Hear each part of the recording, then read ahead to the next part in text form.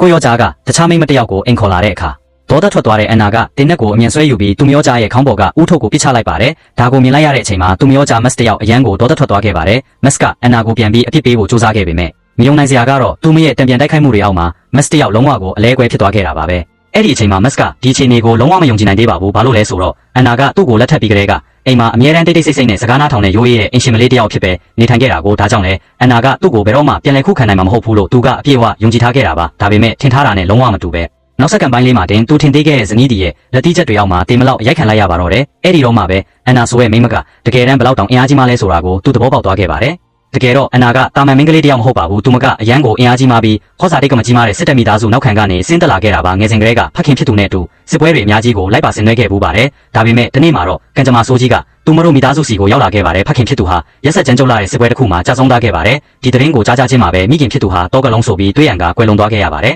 မိခင်ဖြစ်သူကမတေဆုံးခင်နောက်ဆုံးအချိန်လေးမှာအန်နာကိုတတိပေးစကားပြောသွားခဲ့ပါတယ်သမီးနေ့ရက်တိုင်းကိုဘေးကင်းလုံခြုံစွာဖြတ်တန်းပါဖခင်ဖြစ်သူလို့စစ်ပွဲတွေရဲ့ကိုဘယ်တော့မှထပ်မဝင်ပါနဲ့ဆိုပြီးတော့ပေါ့အန်နာလည်းမျက်ရည်တွေနဲ့အတူမိခင်ရဲ့နောက်ဆုံးဆန္ဒကိုနာခံပါမယ်လို့ကတိပေးခဲ့ပါတယ်သူမစီမှာအမွေတွေအများကြီးရထားခဲ့ပေမဲ့လည်းဒီကနေ့ကစားပြီးအေဂျင့်တဲ့ဘဝလေးကိုတိစောက်တော့မယ်ဆိုတဲ့ရည်ရွယ်ချက်နဲ့မက်ဆိုရဲ့အမျိုးသားကိုလက်ထပ်ခဲ့ပါတယ်ဒါပေမဲ့မင်္ဂလာဦးညမှာတင်မက်ဆီကိုအရေးပေါ်စစ်မင်းကြလာပြီးစစ်တိုက်ထွက်သွားခဲ့ရပါတယ်မထွက်ခွာခင်လေးမှာမက်စ်ကအန်နာကိုကတိတွေအထက်ထပ်ပေးခဲ့ပါတယ်အန်နာမင်းကကိုယ့်အတွက်တူးတဲတော့မိမပါကိုဘယ်တော့မှဖောက်ပြန်မှာမဟုတ်ပါဘူးဆိုပြီးတော့ပေါ့အဲ့ဒီအချိန်ကစားပြီးအန်နာဟာသူမရဲ့စစ်သူရဲ့ကောင်းအိမ်မက်တွေကိုဘေးဖယ်ထားခဲ့ပြီးအိမ်အောင်မှုကိစ္စတွေကိုပဲအာယုံဆိုင်ပြီးကြိုးကြိုးစားစားလုပ်ကင်ခဲ့ပါတယ်သူမရဲ့တေချာကျနာတဲ့စီမံခန့်ခွဲမှုတွေကြောင့်တစ်ချိန်ကဆင်းရဲခဲ့တဲ့မက်ဆီရဲ့မိသားစုဟာအခုဆိုရင်အဲ့ဒီဒေတာမှာအချမ်းသာဆုံးသူထေးမိသားစုကြီးဖြစ်လာခဲ့ပါတယ်ဒါပေမဲ့ဘယ်သူမှမထင်ထားတဲ့အရာကအဲ့ဒီနေ့ကစစ်ပွဲကနေပြန်ရောက်လာတဲ့မက်စ်နဲ့အတူတခြားမိန်းမတစ်ယောက်ပါလာခဲ့တာပါပဲအန်နာကအဲ့ဒီမိန်းမဘယ်သူလဲလို့မေးလိုက်တဲ့အခါမက်စ်ရဲ့အဖြေကြောင့်သူမအရန်ကိုထလင်းခါရသွားခဲ့ပါတယ်ဒါကကိုယ့်ရဲ့စစ်ဆက်ထားတဲ့သူလေးတဲ့ဒီစကားကိုကြားလိုက်ရတဲ့အိမ်ကူတွေတောင်ဒေါသထွက်သွားပြီးမဟုတ်ဘူးလေတခင်မလေးအန်နာကမှတခင်လေးရဲ့ဇနီးပါလို့ဝင်ပြောခဲ့ကြပါတယ်ဒါတောင်မှအဲ့ဒီတတိယလူမိန်းမကပို့ပြီးတော့တောင်ရောက်တက်လာခဲ့ပါသေးတယ်ခေတ္တလူဖွဲ့စည်းမှာလွတ်လပ်တဲ့အချစ်ကိုလက်ခံတင်ကြောင်းခေဟောင်းက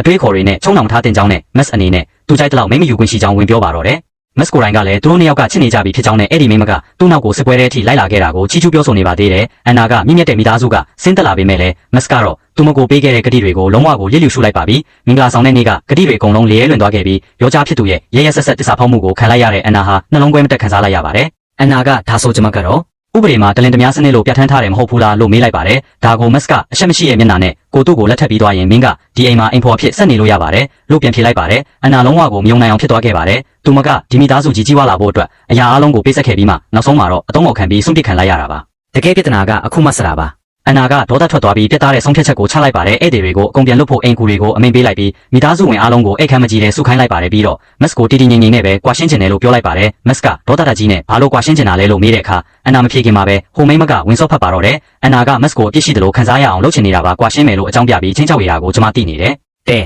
ဒါပေမဲ့အန်နာကအေးဆက်ဆက်အတန်နဲ့ငါရဲ့ရည်ရွယ်ချက်တွေကိုနင်ကဝင်ပြီးအတိတ်ပဲဖွင့်ပြနေစရာမလိုဘူးငါကရိုးရိုးရှင်းရှင်းပဲကွာရှင်းချင်တယ်လို့ပြောတာလို့ပြန်လုပ်ပြန်လိုက်ပါတယ်